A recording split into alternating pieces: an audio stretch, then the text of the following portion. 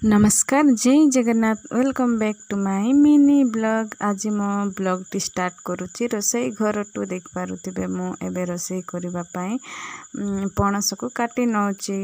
Actually मते गोटे आज पणसर गोटे तरकारी तैयार करिवार अच्छी। आमर आदिवासी लोक माने बहुत भल पाते से तरकारी को आउ ताको कुआ जाए आमलिया देसी आमलिया। आउ पणसरे मु केमिति देसी आमलिया तैयारी करुछि चलंतु आमे देखिबा।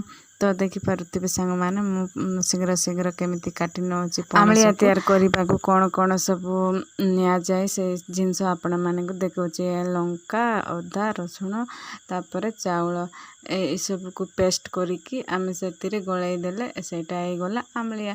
देख पारुथिबे मु खरा रे केबळी भाबरे रोसई करुछि। आउ माने गरम को भीतर करिया बनाई तो सति पय मु खरा पाके माने बाहर चाई पाके करुछि। फाइनली मोर आमलियाटा रेडी हो जाइछि। देख पारुथिबे एमिति भाव ए प्रोसेस रे आमलिया तैयारी करंती आम देसी लोक माने। आ बहुत ही टेस्ट लागे आ सप्ताह को थरे तो निहाती खाइबा दरकार। तो देख पारुथिबे मु मोर तरकारी को रेडी करि देइछि।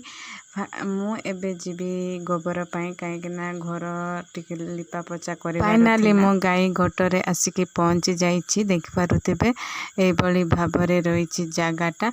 आउ आपण माने बैक कैमरा रे देखंतु जागा केमिति अछि। सब गच्छ जाक भर्ती हेके अछि। एतिरे गाई माने एठी खरा बेले बसंती। आउ मु एबे गोबर गटे कि नउछि। देख पारुथिबे घर टिके लिपा पोचा कर। खरा विषय रे कोन कहबी फ्रेंड्स बहुत ही खरा होछि 45 डिग्री खरा। तो एबे एठी गच्छ अछि सेति पय टिके आराम मिलुछि।